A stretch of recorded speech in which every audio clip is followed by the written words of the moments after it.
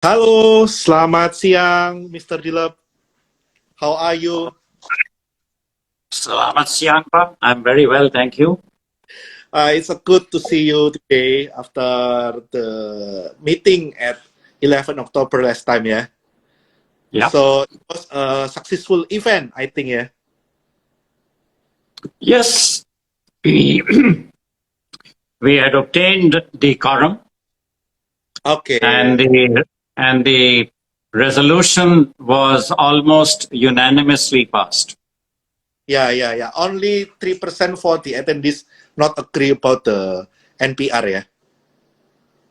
Well, it's difficult to say if they agree or not, but basically, if you look at any general meeting of ours, we always have some dissents. So it is normal.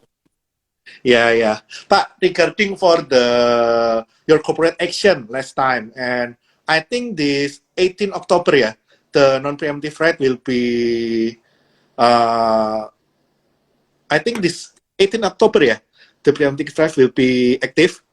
And what is the impact for this non-preemptive right for Bumi future ahead? Well, yes, the announcement by the stock exchange on the listing of 200 billion new shares, Series C, will be done on 18th of October, which is Wednesday. Yep. Oh, sorry, it will be tomorrow, that is Tuesday. And the listing date is the 19th of October, which is Wednesday. Okay. And how about the impact of this NPR for the Bumi future, Pak? Well, we see it as a very robust development. We see this as a company as a very a win-win a development.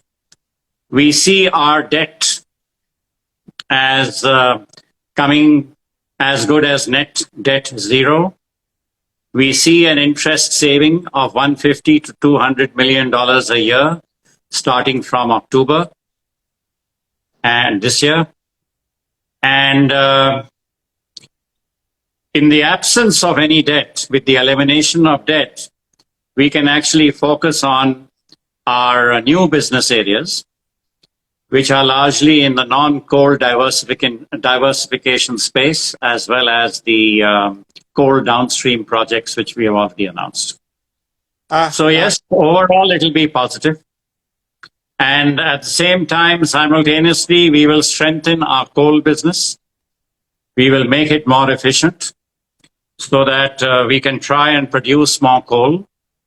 We have been hit by rain this year, so we are also taking rain mitigation measures to improve volume. Okay. So as I note what you state about the coal diversification, maybe you can tell us more about the coal diversification. What kind of diversification Bumi want to have after this NPR and zero debt condition on the company? You see, there are two angles here. One is that we will continue operating our coal business and try and make it as efficient as possible. And the second one is we have a third coal asset which is not producing at the moment, which is in Pendopo in Sumatra. Now we are trying to see if we can sell some volumes of that very low-ranked coal, and we are also eyeing a non-coal diversification project which will require power and could be in the minerals and metals space. And it may also require a smelter. So we are looking at that possibility. The second one we have already announced, which is coal downstream in KPC into methanol, which can be converted into diesel. So you can actually help the nation in reducing its dependence on imported fuels.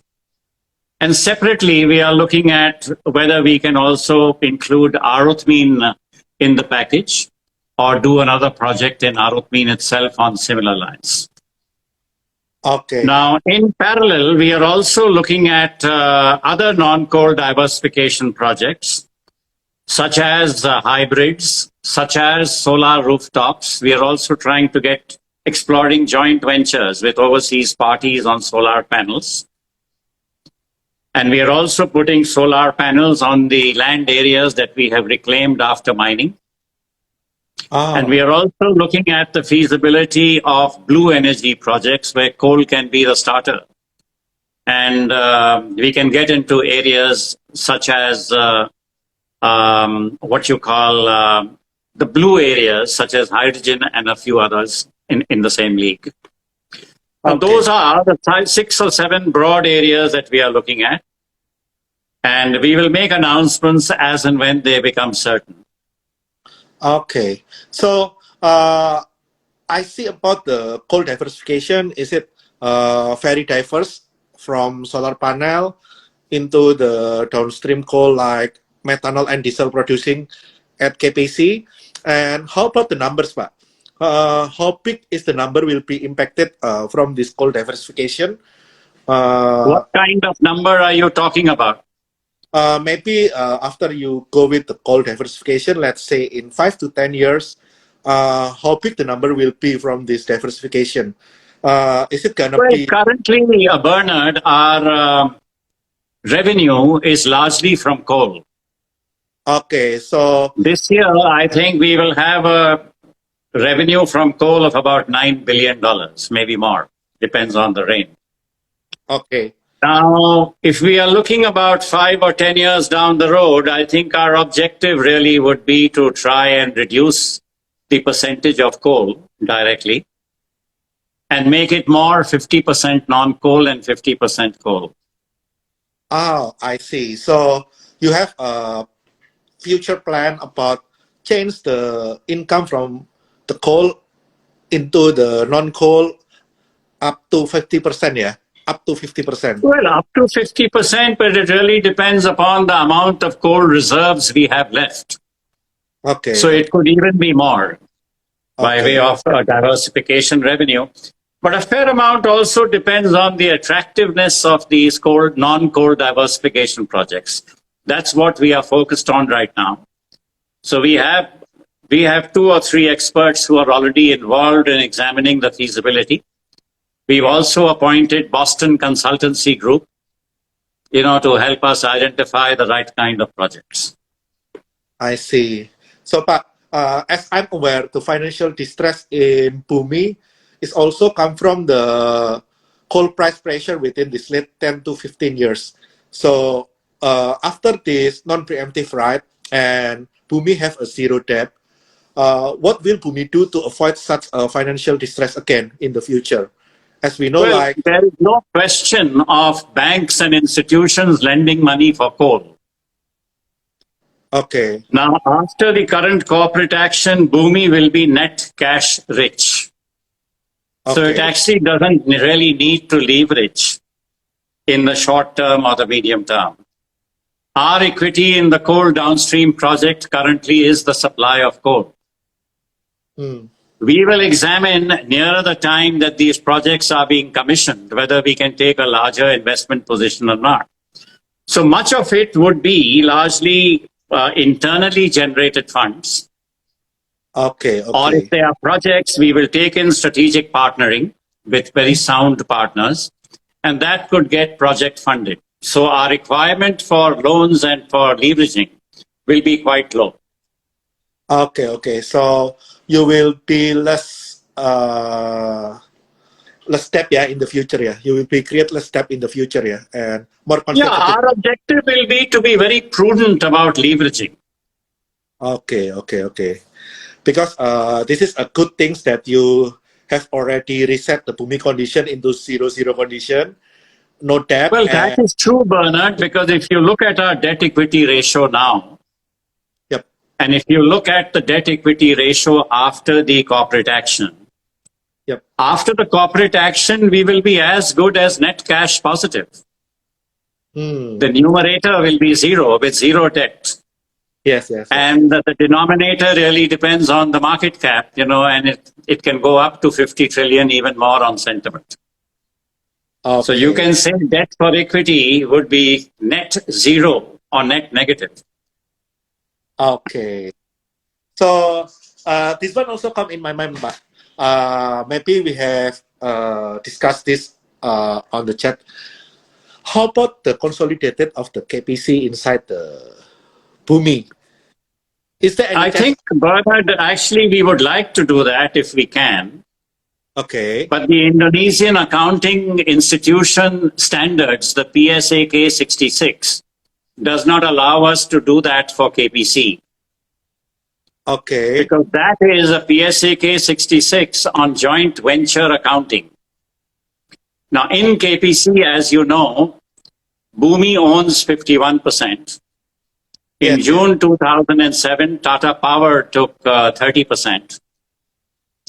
And then I think it was in 2014 or 15 or so that CIC took 19%. Now, between the three shareholders, there is a binding shareholder agreement on the future direction of the company and how decisions will be taken. It will not be by votes, it will be by consensus.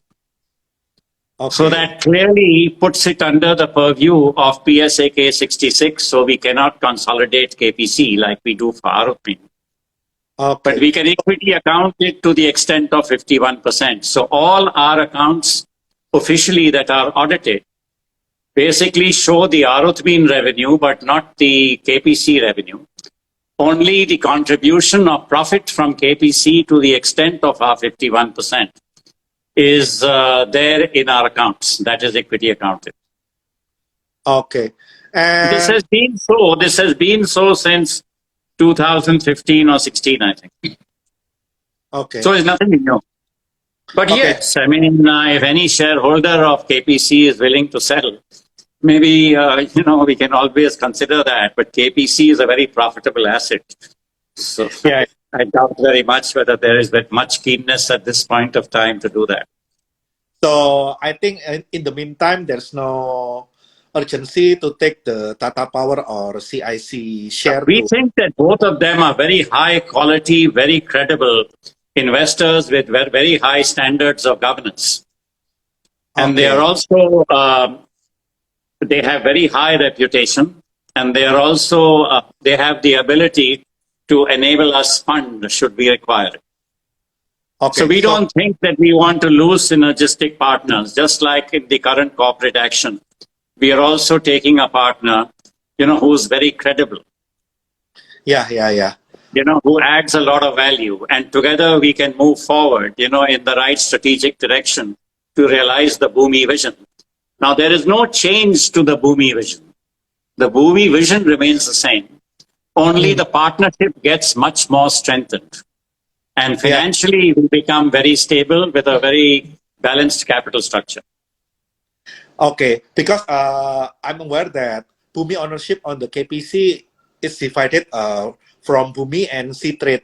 So I'm aware that C-Trade is 99% owned by Bumi. And if any possibilities that the C-Trade share will be converted Look, to... I mean, it makes no difference because we are getting 51% of the KPC profit equity accounted. Yeah, it's only not consolidated, yeah. Maybe it's just accounting jugglery we can do, but it doesn't make a difference. Yeah. We are already getting 51% of the net income included in our accounts. Okay. But I'm also aware that you state about your new partner. It is a highly reputable businessman, which is help the financial condition of Bumi, which is, I think, your new partner will have a big plan ahead. Is there any limitation from your new partner about the inorganic growth, or they are fully supported Bumi to do everything Bumi can for the... Let me correct you, Bernard. Okay.